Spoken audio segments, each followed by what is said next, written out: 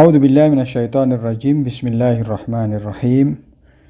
Allahumma shalli ala sayyidina Muhammad wa ala ali sayyidina Muhammad. Para sahabat KSM, Assalamualaikum warahmatullahi wabarakatuh.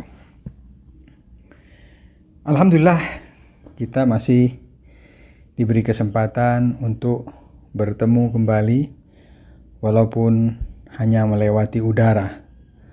Tetapi yang penting adalah hati kita saling tertaut dan tetap melanjutkan kajian-kajian Islam, kajian-kajian Quran yang akan insya Allah menjadi masukan-masukan demi kesempurnaan spiritual kita di dunia dan akhirat kelak. Amin ya rabbal alamin. Adapun kali ini tema atau topik yang akan dibahas adalah mengenai istri-istri baginda Nabi Muhammad SAW. Ada ayat Al-Quran di surat Ahzab ayat 28, di mana ayat tersebut mengizinkan Nabi Muhammad untuk menceraikan istri-istrinya jika istri-istrinya tersebut meminta atau menuntut materi yang di luar kemampuan Nabi Muhammad SAW, ataupun Nabi Muhammad mampu, tetapi apabila keinginan-keinginan tersebut dituruti, maka hal itu akan merobohkan nilai-nilai yang dibawa oleh baginda Nabi Muhammad SAW, seperti nilai kesederhanaan. Karena sebagaimana kita tahu, Nabi Muhammad adalah suri tauladan bagi umat Islam dalam berbagai aspek, di antaranya aspek kesederhanaan hidup beliau. Nabi Muhammad hidup sangat sederhana, bahkan diriwayatkan suatu hari ketika beliau kembali ke salah seorang istrinya, kemudian di rumah tersebut ada tirai yang dibuat dari kain yang mahal dari Yaman. Kemudian Nabi Muhammad tatkala melihat tirai atau tabir tersebut, Nabi Muhammad menegur istrinya. Beliau mengatakan, singkirkan tirai atau tabir, kalau mungkin bahasa sekarangnya korden ya. Singkirkan ini karena korden ini mengingatkanku kepada gemerlap dan glamor atau pernak-pernik dunia. Karena salah satu yang dibawakan oleh Nabi Muhammad adalah pesan beliau agar umatnya hidup sederhana, tidak bermewah-mewahan. Dan kembali ke ayat 28 surat Ahzab, itu yang berbunyi, mari kita dengarkan. يا أيها النبي قل لأزواجك إن كنتن تردن الحياة الدنيا وزينتها فتعالين أمتعكن وأسرحكن سراحا جميلا وإن كنتن تردن الله ورسوله والدار الآخرة فإن الله أعد للمحسنات منكن أجرا عظيما. Ya ayuhan nabi, kulli azwajik, wahai Nabi, di sini Nabi Muhammad, katakan kepada istri-istrimu, in kuntunna turidnal hayatad dunya, apabila kalian ini menginginkan kehidupan dunia, wa zinataha, dan perhiasan-perhiasannya, fata'alaina umattikunna, maka datanglah kemari, aku akan beri mahar kalian, mas kawin kalian, artinya aku akan ceraikan kalian. Wa usarrihkunna sarahan jamila, aku bebaskan kalian dengan sarahan jamila, maksudnya Aku akan ceraikan kalian dengan cerai yang bagus, yang damai.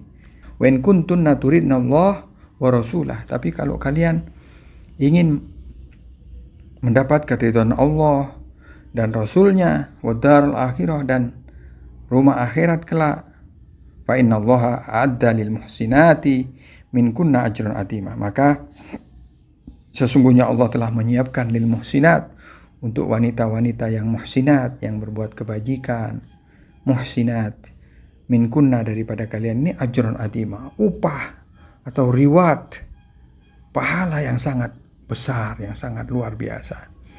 Nah, di sini itu ada beberapa pesan. Yang pertama, istri Nabi itu berbeda dengan istri orang kebanyakan.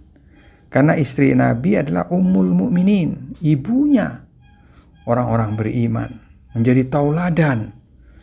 Sehingga apabila Nabi Muhammad menuruti keinginan-keinginan istrinya yang hendak mendapatkan barang-barang mewah, maka sudah barang tentu nilai-nilai keislaman, nilai-nilai kesederhanaan yang diperjuangkan oleh Rasulullah akan roboh dengan sendirinya. Dan asbabun nuzul daripada ayat ini itu dikatakan ketika terjadi peperangan, kemudian umat Islam menang terhadap orang-orang kafir itu, kemudian umat Islam mendapatkan ghanimah. Jamaknya itu, pluralnya adalah ghanaim, pampasan perang. Tentunya dalam pampasan perang itu ada barang-barang yang mewah yang diperoleh oleh muslimin. Itulah yang diminta oleh para istri Nabi tersebut. Mereka minta bagian. Ini yang ditolak oleh baginda Nabi Muhammad. Mereka tidak diberikan barang-barang mewah yang diperoleh dari pampasan perang itu, karena lebih banyak di luar yang membutuhkan, orang-orang miskin dari muslimin yang membutuhkan pampasan perang tersebut. Oleh karena itu Allah SWT kemudian menurunkan ayat 28 dan 29 surat Ahzab ini yang kurang lebih memberikan pilihan kepada istri-istri para nabi itu. Kalau kamu kekeh ingin kehidupan dunia dan kemewahannya, maka engkau jangan hidup dengan Nabi Muhammad.